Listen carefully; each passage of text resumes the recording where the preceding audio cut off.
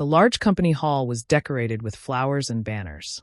Everyone, family, friends, employees, had gathered to see the moment when Darius Thalen, the man who built this company from nothing, would officially step down. The air was filled with pride, music, and a little sadness. Darius stood on the stage, his gray hair shining under the lights, his posture straight but his eyes soft. He tapped the microphone, and the crowd grew quiet. "I started this company with 2 machines in a small shed," Darius said, his deep voice echoing through the hall. "Some of you here worked with me from the first day. Together we built something that lasted. Today is the day I step back and let the next generation lead." People clapped, some even wiping tears. Darius turned to his daughter, Elenia, who smiled at him with shining eyes. Beside her stood Cashin Rulek, Darius' son-in-law, tall, confident, and wearing a sharp suit.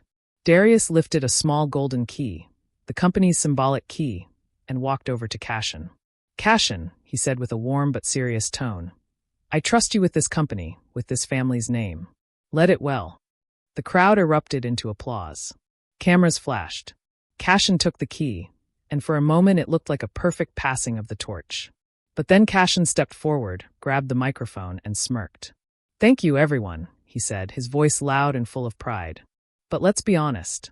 This company was getting old, slow, stuck in the past. That's why I'm here, to bring it into the future. The old way of doing things is over. Your time is over, old man." The room went silent. Gasps came from the audience. Some employees looked down at the floor, embarrassed. Elenia's smile disappeared as she turned sharply toward her husband, her face full of shock. Darius froze. For a long moment, no one moved. Then Darius did something no one expected. He smiled, not a big smile, just a small, calm one. He didn't say a word.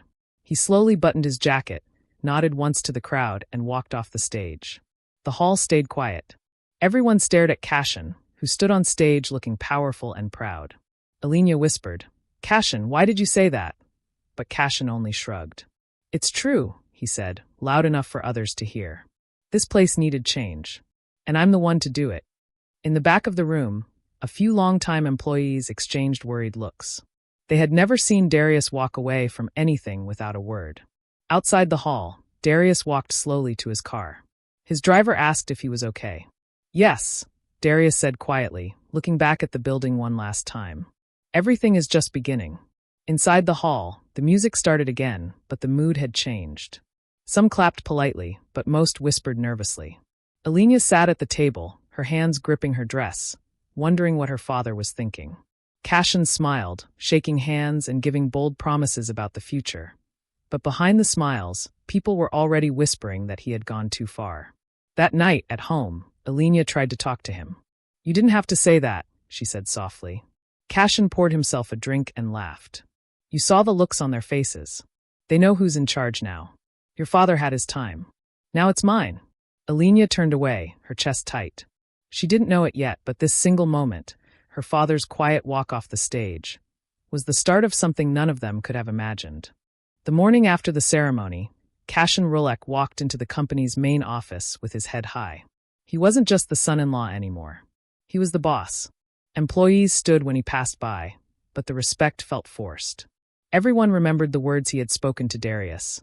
"Your time is over, old man." Cashin didn't notice their unease. He was too busy enjoying the feeling of power. He ordered the receptionist to move his office into Darius' old corner room, the one with floor-to-ceiling windows.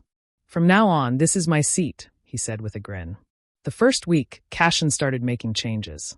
He called a big meeting and announced, "This company has been stuck in the past too long. From today, we're going to move fast, cut waste, and make real money." He fired 3 longtime managers on the spot, people who had been with Darius for more than 20 years. "Too slow, too old-fashioned," he said. Younger employees looked around nervously, realizing no one's job was safe. At home, Elenia watched her husband grow more arrogant. Every dinner, he bragged about his bold moves. "Your father was too soft," Cashin told her one night. "He treated the business like a family. That's why it never grew beyond a small empire. I'll make it global." Elenia frowned. "But those managers you fired, they were loyal. They built this company with my father." "They were dead weight," Cashin replied coldly. "Loyalty doesn't pay bills. Results do." Days turned into a week, and Cashin grew bolder. He signed deals with new suppliers he had barely met, promising them huge profits. He borrowed heavily from the bank, using the company's assets as collateral. To outsiders, it looked like Cashin was a genius risk-taker. He even started hosting parties, boasting about his vision for the future. But inside the company, cracks were showing. Orders got delayed because the new suppliers weren't reliable. Customers started complaining about missed deadlines. Employees whispered in the cafeteria that the company wasn't the same without Darius. One Friday morning, Cashin stormed into the office, slamming a folder on the table. "Listen up," he shouted. "I've just closed the biggest deal of our company's history. We're going to invest all our reserves into this new partnership. In 6 months, we'll triple our profits." The younger staff clapped nervously. The older employees exchanged worried glances. One brave accountant raised his hand. "Sir, with respect, this is very risky. If the deal fails, we'll lose everything." Cashin glared. "Do you want to work here or not?" The accountant lowered his hand, terrified. That weekend, Alina begged her husband to slow down. "Cashin, please. You're moving too fast. Your father never had vision." Cashin snapped. "That's why he's finished. Watch me, Alina. I'll prove I'm better than him." For a short while, things seemed fine. Cashin walked around the office with confidence, wearing expensive suits, shaking hands with bankers. He told everyone the company was on the edge of greatness. Then the phone call started.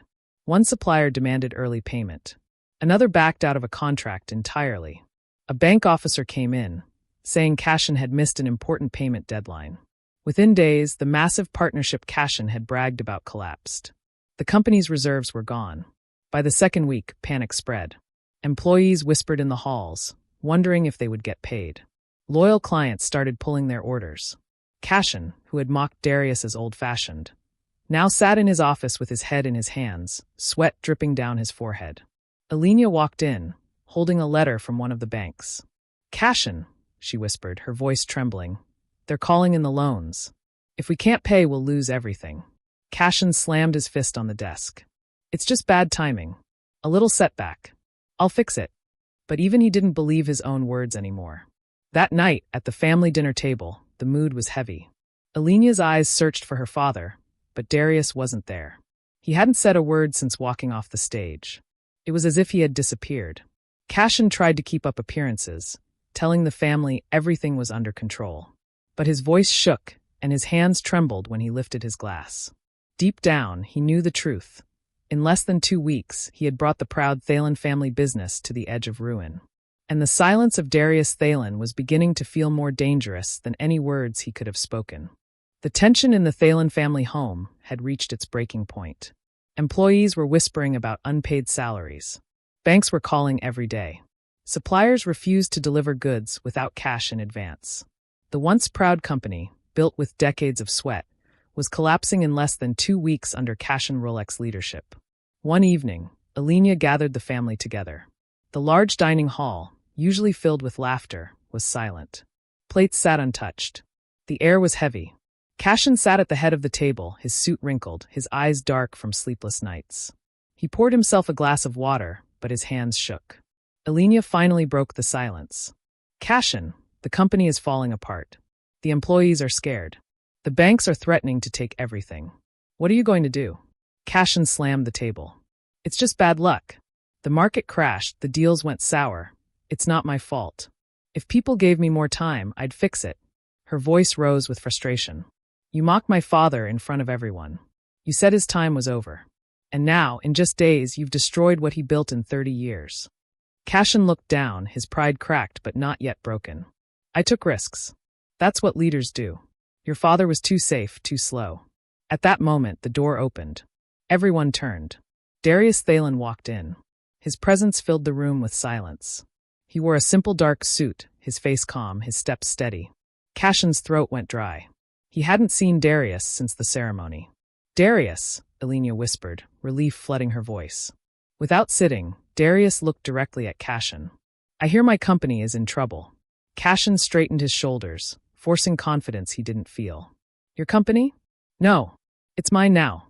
You gave it to me. And it's not trouble. It's just temporary setbacks." Darius pulled out a chair and sat slowly. His silence made Cashin sweat even more. Finally, Darius spoke. "Tell me, Cashin, how many clients are still with you?" Cashin stammered. Enough. Some pulled out, but we still have contracts. Darius leaned forward, his voice calm but sharp. Which contracts? Cashin's face turned pale. He had never checked. He had assumed every client was automatically his. Darius placed a folder on the table. He opened it carefully, showing rows of signed papers. Before I stepped down, I prepared for this day. Every major client, every contract, was signed under a new holding company. My holding company. Gasps filled the room. Alenia covered her mouth. Cashin's eyes widened. That's impossible. You gave me control. Darius' voice was steady. Control of the building, the name, and the payroll. But the lifeline of the business, the clients, the revenue, stayed with me. You thought you were running the empire. In truth, you were running an empty shell. Cashin's hands trembled.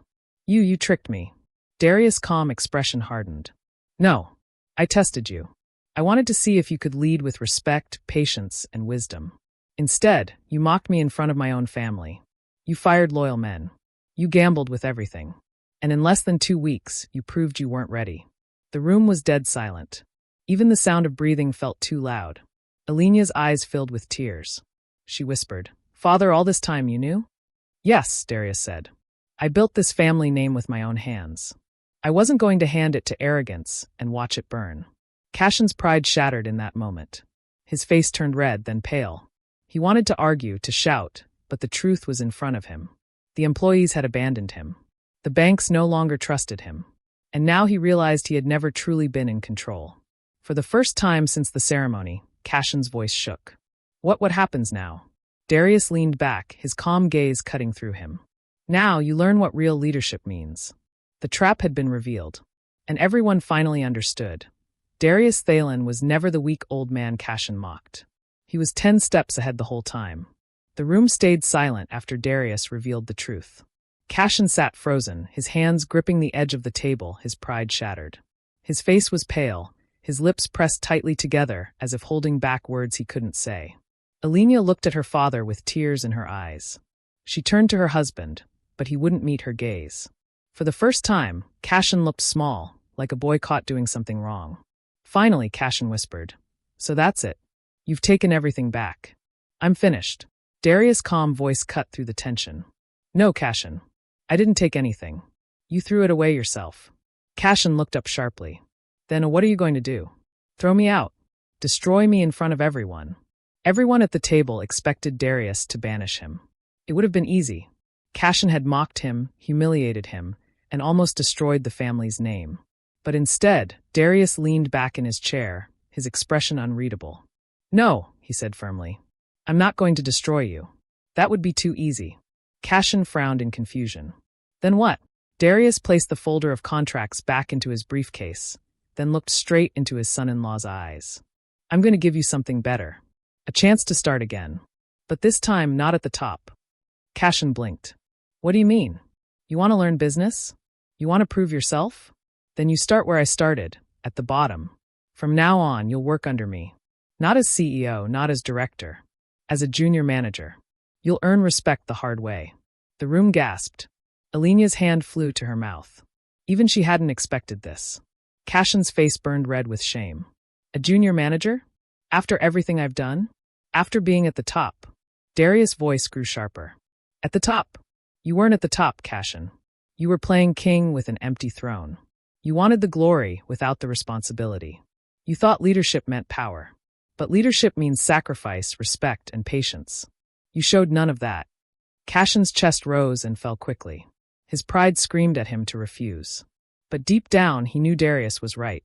He had failed. And if he walked away now, he would have nothing. No company, no respect, and possibly no marriage. Alenia touched his arm gently. Cashin, please. Take this chance. Learn. My father is giving you mercy. Don't throw it away. Cashin looked at her, his eyes tired, his voice almost breaking. You really think I can come back from this? She nodded. Yes, but only if you change. The silence stretched for a long moment. Then Cashin lowered his head. All right, he whispered. I'll do it. Darius gave a small nod, satisfied. Good. Tomorrow morning, you will report to the operations department. You'll work under the supervisors you once mocked. You'll learn what it means to build something brick by brick.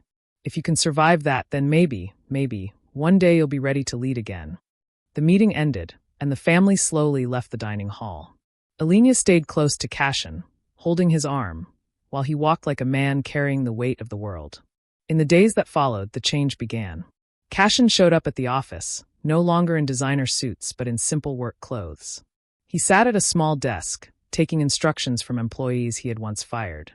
At first they sneered, but Darius had told them, "Give him work. Let him earn it." For the first time, Cashin listened more than he spoke. He stayed late, took notes, and even apologized to people he had wronged. It wasn't easy. The humiliation cut deep. But slowly, a new kind of respect began to grow. Not the false respect of fear, but the real kind earned through effort. Alenia watched quietly, her heart heavy but hopeful. She saw her husband's pride breaking, but also saw something new forming in him, humility. And Darius? He never gloated.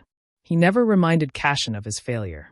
He simply watched from the shadows, making sure the company thrived while his son-in-law learned the lessons he had once refused to see. Weeks later, one of the oldest employees told Darius, "You could have crushed him completely. Why didn't you?" Darius looked out the window at Cashin working late in the office. His voice was steady. "Because destroying a man teaches him nothing. But humbling him, that can save him." And in that moment, everyone realized the truth. The real power of Darius Thalen wasn't in the business he built, but in the wisdom he carried.